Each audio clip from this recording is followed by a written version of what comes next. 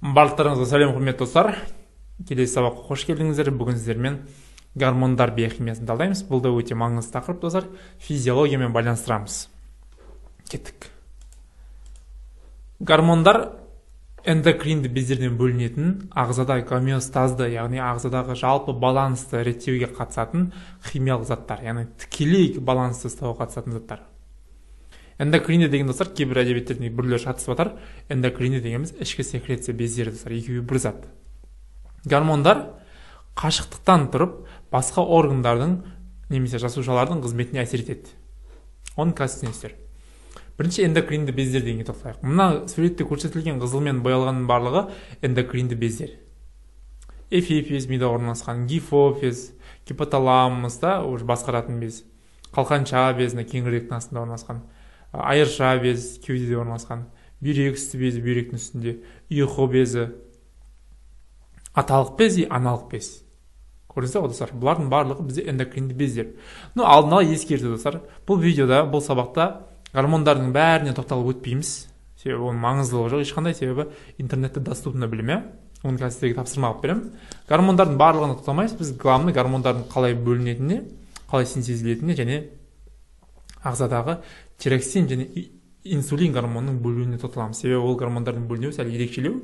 Сол үшін қалғандардың барлығына тоқталудың ешқандай мәні жоқ. Сағаттық лекция оқи бергеннің сіздерге оны тапсырма алып беретін боламын. Кеттік, бастаймыз. Гормондар емес достар, бұл жерде эндокринді бездер, эндокринді бездер екіге бөлінеді. Орталық, шеткі. Соған жүрсе гормондар да солай. Орталық эндокринді бездерге гипоталамус, гипофиз. Ал шеткіге мыналардың барлығы міне. Орталық мына жақта болады, төмендегілердің барлығы шеткі эндокринді бездерге жатады. Кеттік, енді біз достар былай қылайық. Ең бірінші біз гормондардың қалай жұмыс істейтініне тоқталайық, олар қалай бөлінеді, олардың бөліну үшін не әсер етеді деген сияқты достар. Ең бірінші гипоталамус деген тоқталайық. Мына жерде гипофиз деген бездің үстінде, бас миында, аралық миында гипоталамус деген мидың бөлігі бар. Сол гипоталамус деген бөлім бүкіл ағзада қанның құрамын тексеріп отырады. Өте көп бойында рецепторлар бар, қанның құрамын үнемі бақылап отырады. Енді гормональды өзгерістер, негізі гипоталамус ол бүкіл нені басқарады. Ми болғандықтан ол басқа да заттар басқарады, бірақ эндокринді бездерге келген кезде енді қанның құрамындағы гормондардың деңгейін қадағалап отырады. Гормондардың деңгейін қадағалағанда, именно қай гормон ағзада көбейіп кетті, қай гормон тежеліп кетті, соны бақылап отырады да, соған жараса приказ береді. Мысалы, ағзамызда ең көпшілік білетін, мысалы, қандай гормон? Тироксин деген гормон бар. Тироксин гормон ағзада көбейіп кеткен болса, тироксин гормонның бөлінуінің азаюына әсер етеді. Сигнал береді. Давайте тироксинге қалқанша без тироксинді жайлап бөл деген сияқты оған сигнал береді. Ал егер тироксин гормоны азайып кеткен болса, гипоталамус оны бірден біліп қояды да, қан арқылы, себебі қанның құрамын көріп отыр ғой. Бірден неге қалқанша безіне сигнал береді. Давайте қалқанша без тироксин бөл, тироксин азайып кетті деген сияқты қадағалап отыратын ең басты эндокринді бездердің президенті. Ал енді ол гипоталамус президент тікелей өзі жасамайды, жұмыстың барлығын ол жұмысты біреуге тапсырады. Президент болса, президент министрға тапсырады. Гипоталамустың астында гипофиз деген без бар, мына без, но гипоталамус, но гипофиз. Осы гипофиз гипоталамустан келген сигналды қабылдайды да, осы гипофиз атқарады жұмыстың барлығын негізі. Гипофиз бүкіл ағзаға сол гипоталамустан келген сигналды таратады. Бүкіл ағза болғанда, бүкіл ағзадағы эндокринді бездерге. Эндокринді бездердің барлығына емес, тек қана осы суретте көрсетілгендерге ғана. Тағы айтамын, гипоталамусты президент деп санаңыздар, гипофизді министр деп санаңыздар. Ал мына шеткі эндокринді бездерді көрсетілген бұларды әкімдер деп санаңыздар, әкімдер. Гипофиз барлық жұмыс жасайды екен достар. Міне, гипофиз бүйрек үсті безіне, сүйектерге, терге, терідегі меланоциттерге түс беретін, қалқанша безіне, аталық безге, аналық безге, сүт безіне и бүйрекке әсер еткен өзінің гормондар арқылы. Енді достар, біз басқарады деп жатырмыз, бірақ гипоталамус, гипофиз олар жайдан-жай басқармайды. Олардың арасындағы басқару жолы мынандай болады, қараңыздар. Гипоталамус гипофизге сигнал беру үшін ол жай ғана түртпей гипофиз деп айта алмайды. Оның арнайы жолы бар. Яғни либерин және статин деген гипоталамустың өзінің прогормондары бар. Прогормондары бар. Осы прогормондардың атауы либерин статиндер екен. Либерин деген қоздырушы, статин деген тежеуші деген мағына. Тежеуші гормондар, прогормондар, мысалы либерин деген тек соңғы түбірі ғана. Қараңыздар. Қалқанша енді гипофиз безі тоже сондай. Либерин және статиндер арқылы гипоталамустың гипофизге сигнал беріледі. Ал гипофиз ары қарай жаңағы шеткі әкімдерге, эндокринді бездерге тропты, гипофиздің өзінің гормондары тропты гормондар деп аталады. Осы гипофиз тропты гормондары арқылы шеткі эндокринді бездерге сигнал беріп отырады. Көрдіңіздер ме? Әрине сәл күрделі достар, түсінемін. Но бірақ сіздер дұрыс түсініңіздер, енді бұл ғылым, осылай жасаған ғалымдар. Гипоталамуста либерин және статиндер бөлінеді, гипофизден тропты гормондар бөлінеді. Бұл гормондар жаңағы басқару жолы. Енді қараңыздар. Мысалы алайға, қалқанша безінен достар, қалқанша безінен тироксин деген гормон бөлінеді. Тироксин деген гормон бөлінеді. Ал енді ағзада қалқанша безінен бөлінетін тироксин гормоны азайып кетті. Оны гипоталамус бірден біліп қойды, жаңа басында айтқанымыз, гипоталамус бірден біліп қойды. Гипоталамус бірден біліп қойғасын не істейді ол? Гипофизге сигнал береді. Гипофизге қалай сигнал береді? Арнайы тиреолиберин деген гормон арқылы. Әр гормонға байланысты осында либерин, статин деген гормондар бар. Кортиколиберин деген гормон бар. Именно кортикотропты гормондар бөлуге әсер ететін. Ал бізде енді тироксин азайып кеткеннен гипоталамус гипофизге тиреолиберин деген гормон арқылы гипофизге сигнал береді. Яғни ол либерин болғандықтан гипофиз оны не істейді? Бірден тиреотропты гормонды өндіреді. Тиреотропты гормонды өндіреді. Тиреотропты гормон ТТГ. Тиреотропты гормон гипофиз безінен қалқанша безіне барады да, қан арқылы. Бәрі қан арқылы жүреді. Қалқанша безі тітіркеніп, бірден тироксин гормоны өндіруге тырысады. Өндіріп, солай тироксин гормонын бөледі. И одан кейін оны гипоталамус көреді. Либеринді бөлуді тоқтатады. Тиреолиберинді бөлуді тоқтатсайды. И сонымен ағзадағы қалқанша безіне бөлінетін тироксин гормонының деңгейі реттеледі. Көрдіңіздер ғой? Жалпы осылай жұмыс жасайды достар. Барлық гормонның сондай бір несі бар. Гипоталамус, мысалы қараңыз, бүйрек үсті безінде кортизол деген гормон өндіріледі. Ал ол гормонның өндірілуі үшін бірінші гипоталамус білу керек барлығын. Гипоталамус барлығын біледі. Гипоталамус егер кортизол деген гормон бөліну керек болса, гипофизге сигнал береді. Гипоталамус қалай сигнал береді? Кортиколиберин арқылы сигнал береді. Егер кортизол гормоны азайып кеткен болса, кортиколиберин деген оның гормоны бар, сол арқылы гипофизге сигнал береді. Гипофиз ары қарай тітіркеніп, адренокортикотропты гормонды бөліп, бүйрек үсті безіне сигнал береді. Одан кейін барып бүйрек үсті безі не бөледі екен? Кортизол деген гормонды бөледі екен. Көрдіңіздер ғой? Ал мынаған келейік достар, аталық безге келейік. Аталық без егерде, мысалы, тестостерон гормоны азайып кетіп жатыр ағзамызда, делік. Сол кезде бірден гипоталамус біледі, тестостеронның гипоталамустағы басқарушы гормоны, прогормоны гонадолиберин деп аталады. Гипоталамус гонадолиберинді гипофизге жібереді. Гипофиз ары қарай гонадотропты гормонды бөледі. Гонадотропты гормон барады, не істейді? Еркектерде неге барады? Аталық безіне барады, әйелдерде аналық безіне барады. Көрдіңіздер ғой? Енді гонадотропты гипофизден бөлінетін гонадотропты гормондардың өзінің атауы бар. Фолликул стимулирующий, лютеин деуші деп аталады. Енді оның физиологияның тақырыбы. Главный сіздер достар, мен не айтқым келді сіздерге, осыны біліңіздерші. Гипоталамустан либерин, статиндер бөлінеді. Гипоталамус гипофизге осылай сигнал береді, ал гипофиз өзінің тропты гормондар арқылы эндокринді бездерге сигнал береді екен. Но бірақ гипофиз бүкіл эндокринді бездердің барлығына сигнал бере алмайды. Мысалы, ұйқы безі бар. Ұйқы безіне гипофиз әсер ете алмайды мысалы. Оны айтамын гипофиз қалай жұмыс жасайтын. Ал бүйрек үсті безі, қалқанша безіне, аталық без, аналық бездерге гипофиздің сигналы керек екен. Оның барлығын гипофиз басқарып отыратын гипоталамус. Ал ұйқы безін басқармайды. Енді сондай бір ерекшеліктер бар. Тимусты басқармайды, қалқанша маңы безіне ешқандай әсері жоқ деген сияқты. Кейбір бездерді басқарады, кейбір бездерді осындай басқармайды екен. Енді мен сіздерге жаңа қалқанша бездің мысалында көрсетейін сіздер. Енді бұл тақырып өте маңызды, именно қалқанша безде өте практикада көп кездеседі, тироксин гормон жетіспеушілігі. Енді қараңыздар, ағзада тироксин гормоны азайып кетті, оны гипоталамус біліп қойды. Гипоталамус білгеннен кейін, достар, мен сіздерге айтпай кетіппін, статиндердің маңызы қандай. Егер де ағзада мысалы тироксин гормоны көбейіп кететін болса, гипоталамус бірден тиреостатин деген гормонды бөледі. Тиреостатинді бөлсе, гипофизде тиреотропты гормонды өндірілуі тежеледі де, содан кейін не болады? Эндокриніне қалқанша безіне ешқандай сигнал бармайды. Қалқанша безіне сигнал бармағаннан кейін тироксин гормонының өндірілуі тежеледі де, ағзада көбейіп кеткен тироксин деген гормонның деңгейі азаяды. Статин мен либеринді осылай түсініңіздер. Енді тироксин гормонын жақсылап білейік достар, бұл өте маңызды.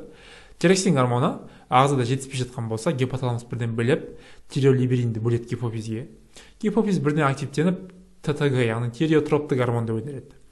Тиреотропты гормон гипофизден өндіріліп, жасыл тиреотропты қалқанша безіне барады.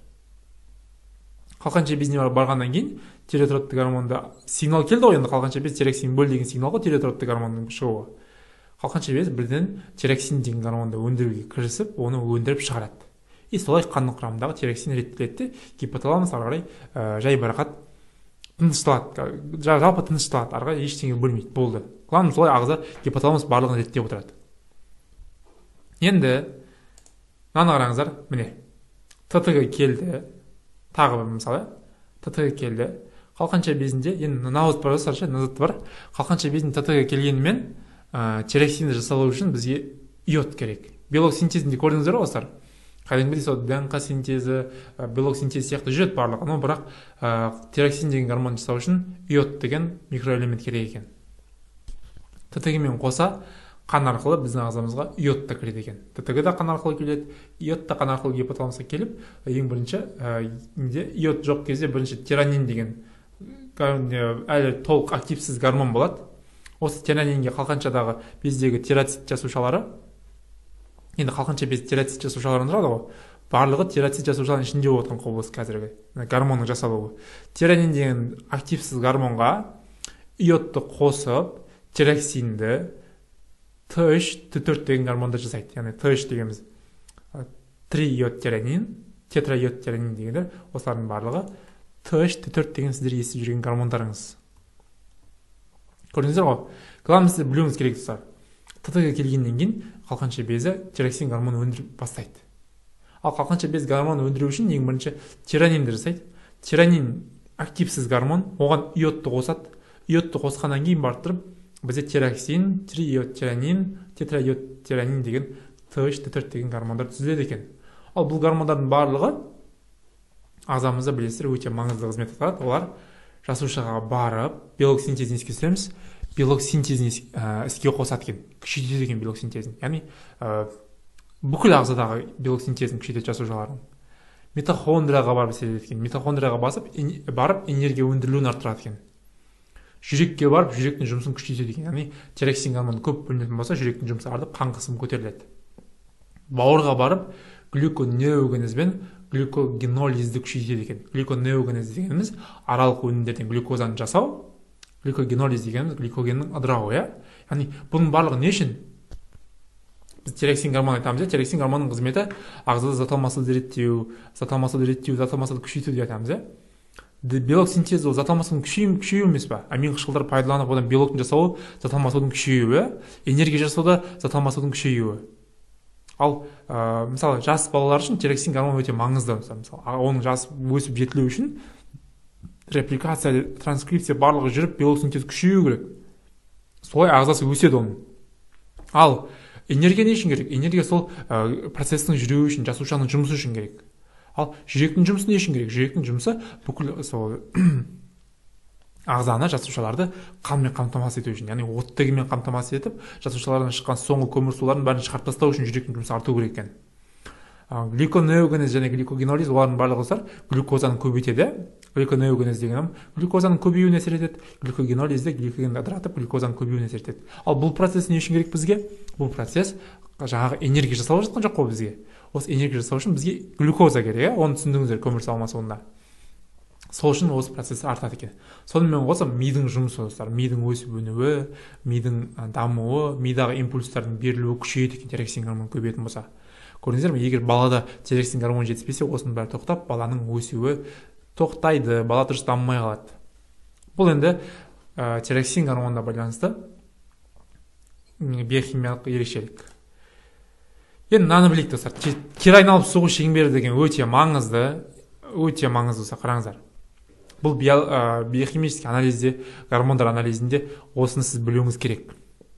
Мана айтқанымыздай, гипоталамустан тиролиберин бөлінеді, гипофизден ары қарай ТТГ бөлінеді, одан кейін ТТГ бөлінгеннен кейін қалғанша безден тироксин бөлінеді.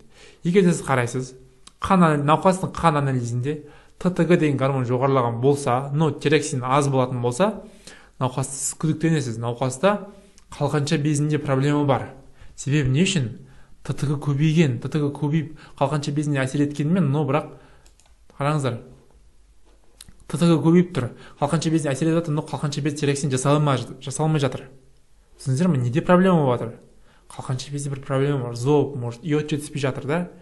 Сіз уже түсіндіңіз, проблеманың қайда екенін түсіндіңіз. Уже патология қалқанша безінде. Ал егер науқаста ТТГ аз, но бірақ тироксин гормоны көп болатын болса, ол кезде сіз неден күмәнданасыз?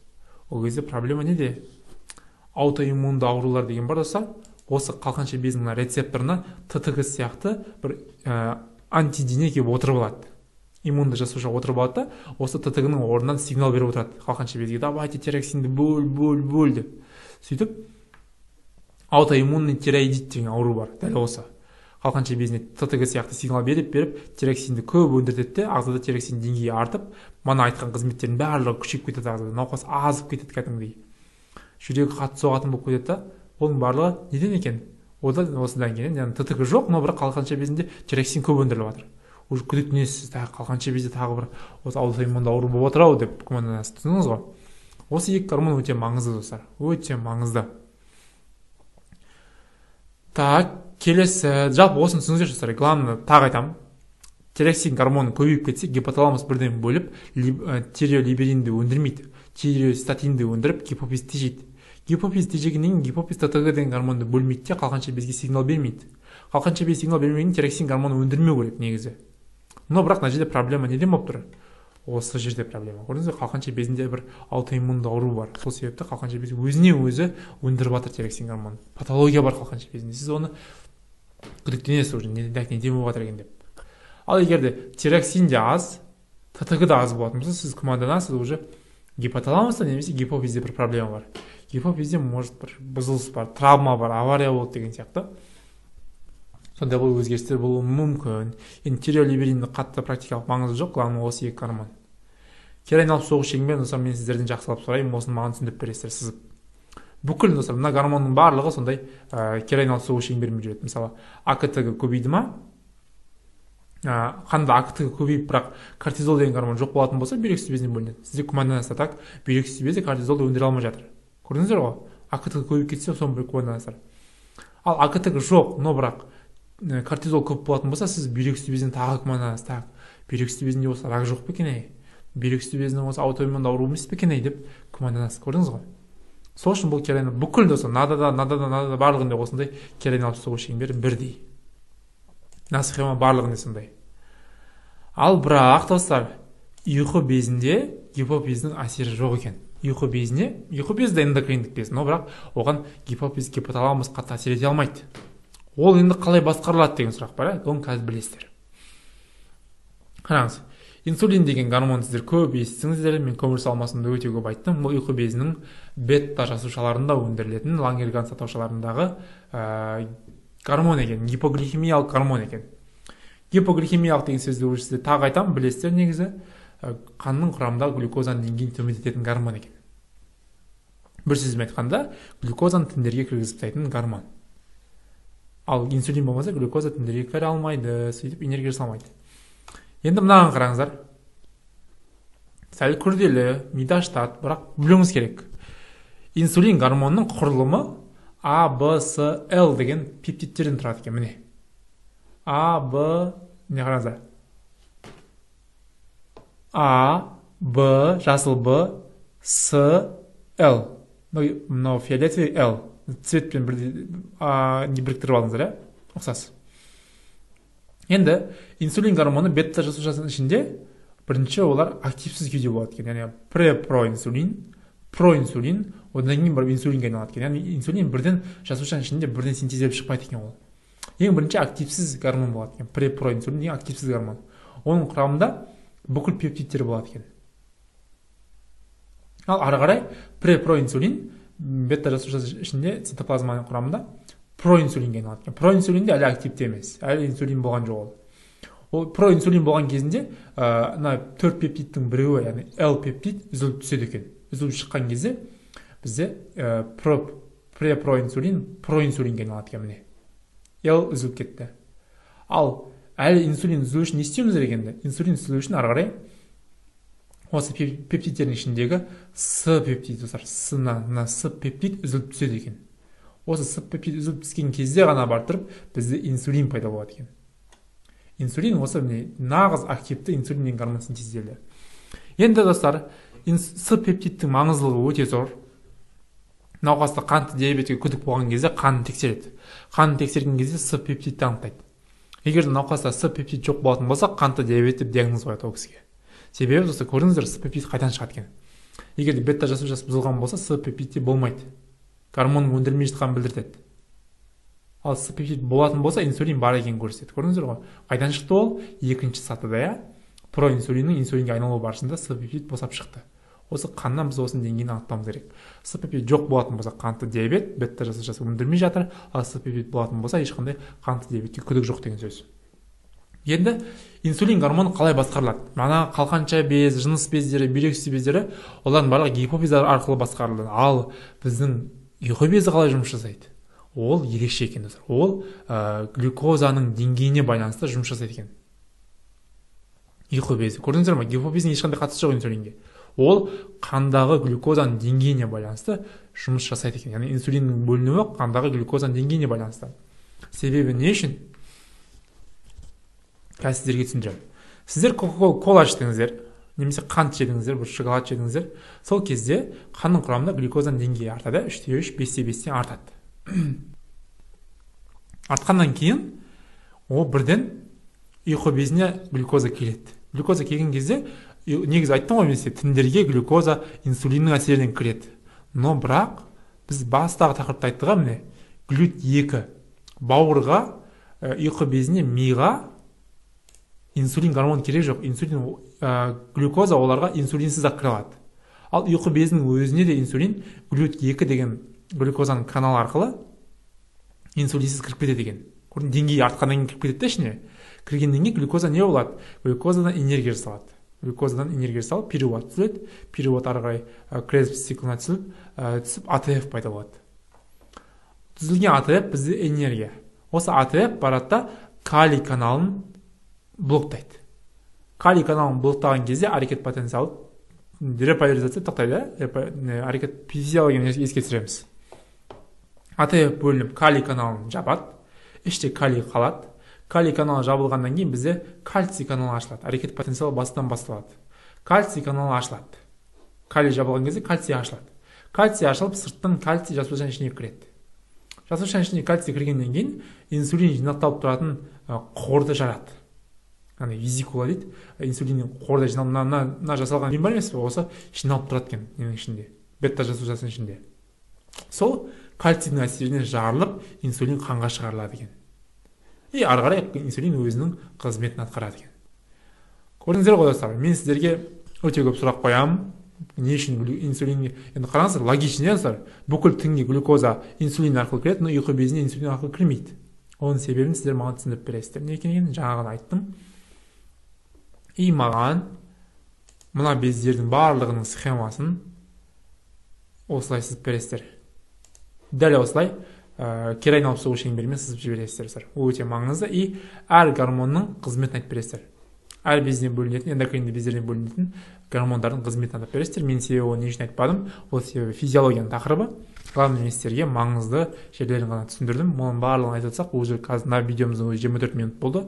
Сағаттық лекция болып келеді. Ол сіздерді жалықтырады. Ал гормондар туралы білім интернетте өте доступны, өте оңай білімдер. Оны қарап алсаңыздар болады. ютубта менің каналымда да бүкіл гормонға видео түсірілген. Назарыңыз үшін рахмет көп-көп. Келесі сабақта көріскенше.